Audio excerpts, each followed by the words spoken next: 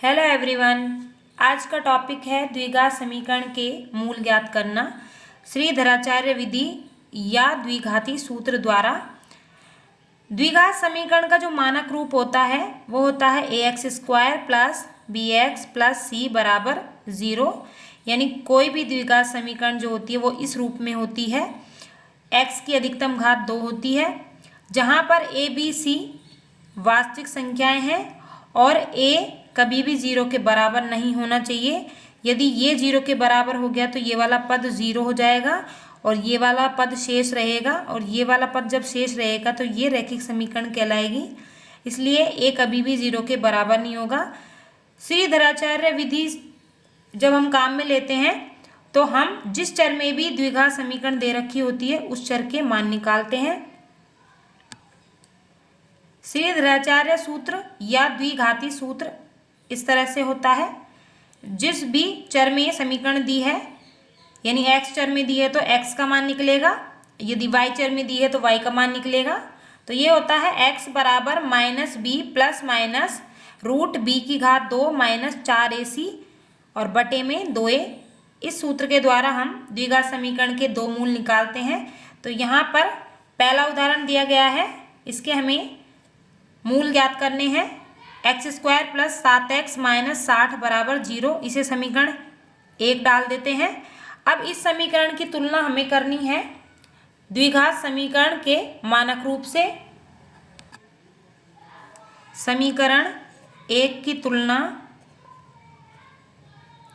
मानक रूप ax² plus bx plus c बराबर 0 से करेंगे। यहाँ पर हमें a b c के मान निकालने हैं। तो यहाँ पर x² का गुणांक है a, यहाँ पर x² का गुणांक है 1, तो a का मान हो जाएगा 1। यहाँ पर x का गुणांक है b और यहाँ पर x का गुणांक है 7, तो b का मान हो जाएगा 7। यहाँ पर अचर पद c है और यहाँ पे अचर पद माइनस का 60 है, तो c का मान हो जाएगा माइनस का 60। अब हम इस सूत्र से x के मान निकालेंगे। तो यहाँ पर हमें a b c के मान रखने हैं। तो ये हो जाएगा माइनस b का मान रखेंगे 7 प्लस माइनस रूट b का मान रखेंगे 7 का स्क्वायर माइनस 4, a का मान है 1 और c का मान है माइनस का 60 बटे में 2a, a का मान है 1। हमने यहाँ पर a b c के मान रख दिए। अब इसे हल करेंगे। ये हो गया -7 प्लस माइनस 7 का वर्ग होता है 49, माइनस और माइनस प्लस 4 एकम 4 और 4 को 60 से गुणा किया तो हो गया 240 बटे में 2 एकम 2, -7 प्लस माइनस 49 और 240 हो गए 289 बटे में 2।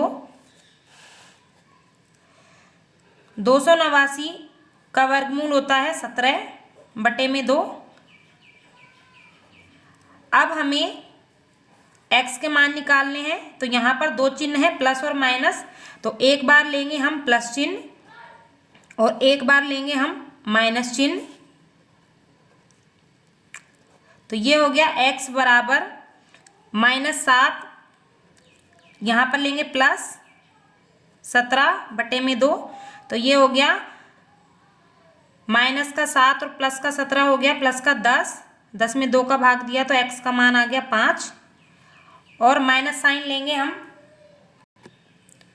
तो ये हो गया x बराबर -7, यहाँ पर आ गया -17 बटे में 2। -7 और -17 हो गए माइनस के 24, इसमें 2 का भाग देंगे तो ये हो गया x का मान -12, यानी x बराबर 5 और x बराबर -12 इस द्विघात समीकरण के दो मूल हैं। इसे एक और उदाहरण से समझते हैं। इसे समीकरण 1 डालते हैं। समीकरण 1 की तुलना हमें करनी है द्विघात समीकरण के मानक रूप ax² plus bx plus c बराबर 0 से। a b c के मान निकालने हैं। तो यहाँ पर x² का गुणांक है a और यहाँ पर x² का गुणांक है 3, तो यहाँ पर a का मान हो जाएगा 3। यहाँ पर b है और यहाँ पर है b का मान माइनस का 4√3। यहाँ पर अचर पद c है और यहाँ पर अचर पद 4 है, तो c का मान हो गया 4। अब हमें a b c के मान द्विघाती सूत्र में रखने हैं। तो ये हो गया x बराबर माइनस बी, यानी b का मान रखेंगे -4√3 plus minus root B square यानी माइनस का 4√3 का स्क्वायर माइनस 4 AC, a का मान है 3 और c का मान है 4 बटे में 2a, a का मान है 3। ये हो गया माइनस और माइनस प्लस 4√3 प्लस माइनस, इसको जब हल करेंगे तो ये हो गया 48 माइनस, और ये हो गया 4 तिया 12, 12 चौके 48, नीचे 2 तिया 6, 48 में से 48 गया तो 0 बचेगा यहाँ पर, और 0 का वर्गमूल हो गया 0 बटे में 6। एक बार लेंगे हम प्लस चिन्ह और एक बार लेंगे हम माइनस चिन्ह।